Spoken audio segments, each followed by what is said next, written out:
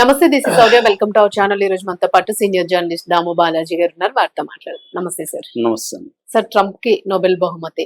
So actual గా Trump Nobel బహుమతి lover ఒక రకంగా చెప్పాలని అంటే, సో దీనికి సంబంధించి దేశం కోసం అత్యంత సేవ చేస్తూ ఉన్నారు. సో ఈ నేపథ్యంలో నిచ్చామన్నట్టుగా మెచాడో చెప్పారు.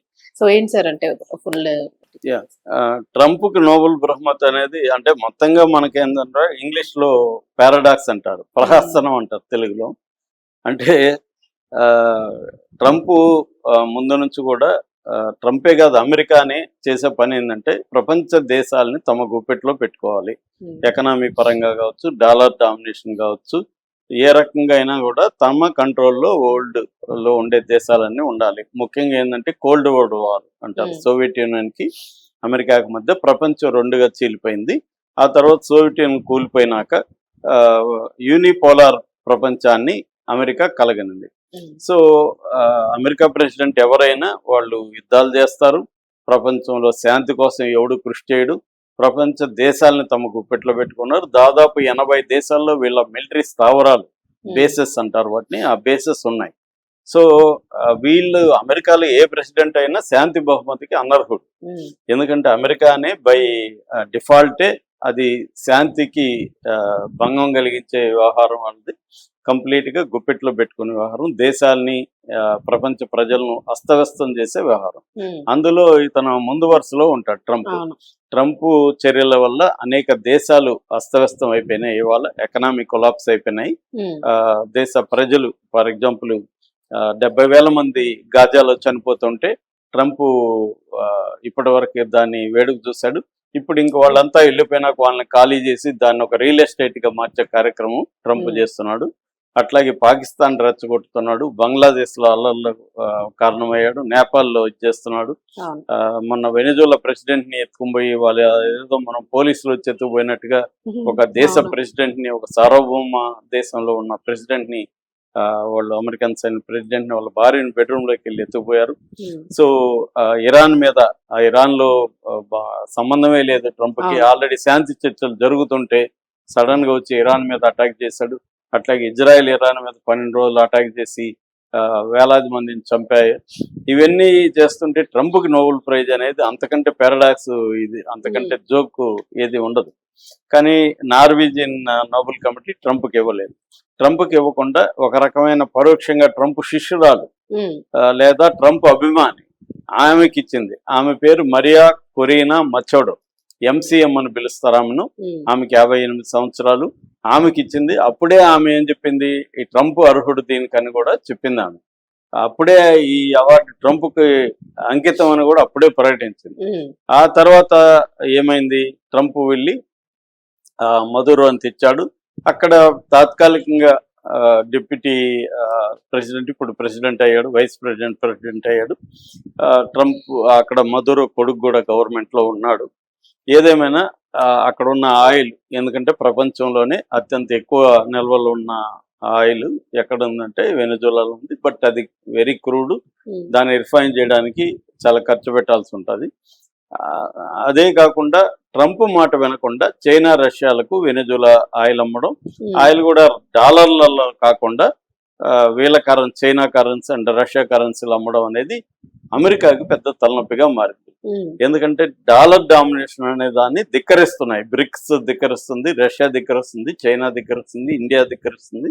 ఇది తట్టుకోలేని పరిస్థితుల్లో ట్రంప్ కానీ అమెరికా కానీ ఉంటుంది. ట్రంప్ వెనకాల మనకేదో అనిపిస్తుంది ట్రంప్ ఒక్కడే చేస్తున్నాడని. ట్రంప్ ఒక్కడు కాదు, ట్రంప్ వెనకాల ఒక డీప్ స్టేట్ అనే ఒక ఇది ఉంటుంది. డీప్ స్టేట్ అంటే అక్కడ ఉన్న కార్పొరేట్ సంస్థలు కావచ్చు, బిగ్ బిజినెస్లు కావచ్చు, మిలిటరీ ఇది కావచ్చు, ఈ ఆయుధాల తయారీ కంపెనీలు కావచ్చు, ఇవన్నీ కలిసి ఓ డీప్ స్టేట్ అంటారు.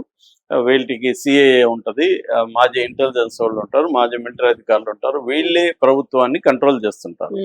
వాళ్ళకి వివిధ దేశాల్లో అనుకూలంగా లేకపోతే గవర్నమెంట్లను కూలగొట్టేయడం, తమకు అనుకూలంగా ఉన్న వాళ్ళతో ప్రభుత్వాలని పప్పెట్ గవర్నమెంట్స్ అంటారు, పప్పెట్ గవర్నమెంట్స్ పెట్టడం. ఒకవేళ వాళ్ళు వెనక ఈ పప్పెట్ గవర్నమెంట్ పెట్టలేని పరిస్థితుల్లో మిలిటరీ యాక్షన్ తీసుకోవడం, ఇది అమెరికా చేసే పని. సో ఈ నేపథ్యంలో వెనిజులా మీద కూడా ఇదే అటాక్ చేశాడు. అంతకుముందు ఆంక్షలు పెట్టాడు. ఆంక్షల్ని ధిక్కరించి చైనా అండ్ రష్యాకి వాళ్ళు ఆయిల్ ఇస్తున్నారు. మిగతా వాణిజ్యం జరుగుతుంది. దాంతో ఇతను కోపానికి గురయ్యాడు. సో గురయ్యి వాళ్ళని తీసుకొచ్చాడు. ఇప్పుడు ఆయిల్ నిల్వలు అవన్నీ మాదే అంటున్నాడు. దాదాపు 5 మిలియన్ బ్యారల్స్ ఆయిల్ ని తీసుకొచ్చే కార్యక్రమం చేసుకుంటున్నాడు.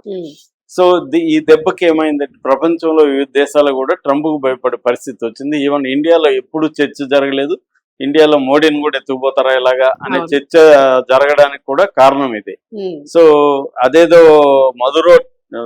తప్పు మధురోదే అయినట్టు ఆయన ఎక్కిరించినాడని డ్యాన్స్ వేసి ట్రంప్ ని అక్కడ నిస్సిగ్గుగా డెమోక్రసీ పేరు చెప్పుకునే పత్రికలు, న్యూయార్క్ టైమ్స్ లాంటివి కూడా ఇది తప్పు మధురోదే, ఆయన ఎక్కిరించాడే కాబట్టి పట్టుకుపోయాడు. మరి ట్రంప్ కూడా ఎక్కిరించాడుగా, మొన్న ఫ్రాన్స్ ప్రెసిడెంట్ ఎక్కిరించాడు, మన మోడీని ఎక్కిరించాడు. మరి ట్రంప్ ను కూడా పట్టుకురావాలి కదా. అలాగే అదెవరు రాయరు. సో ఇలాగా వాళ్ళ చేతిలో మీడియా ఉంది, వాళ్ళ చేతిలో మిలిటరీ ఉంది, వాళ్ళ చేతిలో కంట్రోల్ పవర్ ఉంది. అట్లాగే ప్రపంచాన్ని కంట్రోల్ చేయడానికి ఏర్పడిన యుఎన్ఓ లాంటి సంస్థలు, దాదాపు 66 సంస్థల నుంచి ట్రంప్ బయటకు వచ్చేసాడు. అమెరికా బయటకు వచ్చేసింది. అంటే ఏ అంతర్జాతీయ సంస్థల్ని కానీ, ఒడంబడికల్ని కానీ, సంప్రదాయాల్ని కానీ ట్రంప్ కానీ అమెరికా కానీ ఫాలో కావట్లేదు. ఈ నేపథ్యంలో ఇప్పుడు విచిత్రంగా నోబెల్ ప్రైజ్ వచ్చింది ట్రంప్కి అనే ఒక వార్త వైరల్ అవుతుంది. ఆ వార్త కారణం ఏంటంటే వెనిజులాలో గవర్నమెంట్ ఫామ్ చేసే దానికి సంబంధించి నెక్స్ట్ ఫ్యూచర్ ఎలా ఉండాలని సంబంధించి వెనిజులియన్ కొంతమంది నాయకులు ట్రంప్ని కలిశారు. అందులో ఈమె కూడా ఉంది. సో ఈమె కలిసినప్పుడు ట్రంప్ వాళ్ళిద్దరి మధ్య ఏం జరిగిందనేది తెలియదు. దాదాపు గంట పైన సమావేశం జరిగింది. సో ఆమె బయటకు వచ్చి ట్రంప్ థ్యాంక్స్ టు ట్రంప్ అని ఆమె మద్దతుదారులతో వాళ్ళు స్లోగన్స్ ఇప్పించింది.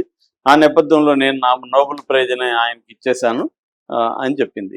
నిజానికి అలా ఇచ్చేయడానికి లేదు. నోబెల్ ప్రైజ్ అనేది ఒక వ్యక్తికి ఇస్తే వాళ్ళకే కానీ నా ఇష్టం వచ్చిన వాడికి ఇచ్చుకుంటూ వెళ్తాను అనే దానికి నోబెల్ కమిటీ ఒప్పుకోదు. క్లియర్ గా రూల్ ఏంటంటే అది ట్రాన్స్ఫరబుల్ కాదు. ఇది ఓన్లీ సింబాలిక్ గా ఇచ్చానని చెప్పుకుంది. అతను కూడా ట్రంప్ కూడా నాకు ఆమె ఇచ్చింది, ఇది పరస్పరం గౌరవంతో అని చేసుకుంటున్నాడు. సో ఇది సింబాలిక్ తప్ప ట్రంప్ కి నోబెల్ ప్రైజ్ వచ్చినట్టు కాదు. నోబెల్ ప్రైజ్ ఈమెకి ఇచ్చింది. నిజానికి ఈమె కూడా అనర్హురాలని ఇప్పుడు ప్రపంచానికి అంత అర్థమైంది. ఈమెకి నోబెల్ ప్రైజ్ ఎందుకు ఇచ్చారు? అక్కడ వెనిజులాలో నిరంకుశత్వ ప్రభుత్వానికి వ్యతిరేకంగా ఈమె పోరాడిందని ఇచ్చారు. అది కూడా రాంగ్. నిజానికి ఆమె వెనిజులా ప్రభుత్వంలో డెమోక్రాటిక్ గా పోరాడలేదు. ఆమె దాదాపు నేషనల్ అసెంబ్లీ అంటారు వెనిజులాలో 2011 నుంచి 2014 వరకు మెంబర్ అన్న. ఆమె ప్రతిపక్ష నాయకురాలు. చాలా మంది నాయకులు కూడా ప్రతిపక్షం ఉన్నారు. కాకపోతే అక్కడ డిక్టేటర్షిప్ ఉంది. ఈ డిక్టేటర్షిప్ లో 2024 జూలైలో ఎన్నికలు జరిగినప్పుడు ఈమె ప్రెసిడెంట్ గా కంటెస్ట్ చేద్దాం అనుకున్నది. కానీ సుప్రీంకోర్టు ఆమెను కంటెస్ట్ చేయడానికి బ్యాన్ చేసింది. కంటెస్ట్ చేయకూడదని చెప్పింది. బ్యాన్ చేసింది కాబట్టి ఆమె ఏం చేసిందంటే ఎడ్మండో గొంజాలెజ్ అని ఇంకొక నాయకుడిని నిలబెట్టింది. ఈమె అక్కడ కరిస్మాటిక్ లీడర్, అంటే ప్రజల్లో చాలా పాపులారిటీ అయితే ఉంది ఈమెకి. అయితే ఈ మీద ప్రధాన విమర్శ ఏంటంటే ఆమె డెమోక్రటిక్ గా పోరాడకుండా ఇతర దేశాలని మిలిటరీ ఇంటర్వెన్షన్ అంటారు. మిలిటరీ ఇంటర్వెన్షన్ అంటే ఏం లేదు, అటాక్ చేయమని. ఇతర దేశాలు వచ్చి అటాక్ చేసి వాడిని కూల్చేసి నాకు అప్పగించుకోండి అని అడుగుతుంది తప్ప ఆమె డెమోక్రటిక్ గా ప్రజలను ఆర్గనైజ్ చేసి పోరాడేది చేయట్లేదు. పైగా 1 year నుంచి ఆమె వేరే దేశాల్లోనే ఉంటుంది. అంటే ఆమెను బహిష్కరించారు. అట్లాగే ఈ గొంజాలెజ్ కూడా ఎగ్జైల్ అంటారు, ఆయన కూడా బహిష్కరించి ఈమె అండర్ గ్రౌండ్ లో ఉంటుంది. సో ఇప్పుడు ఇదంతా కూడా ఒక ప్లానింగ్ లో భాగమే అని చెప్తున్నారు. ఇప్పుడు ఇంటర్నేషనల్ పరిశీలించే వాళ్ళు ట్రంప్ ఈమెకి నోబెల్ ప్రైజ్ ఇప్పించాడు.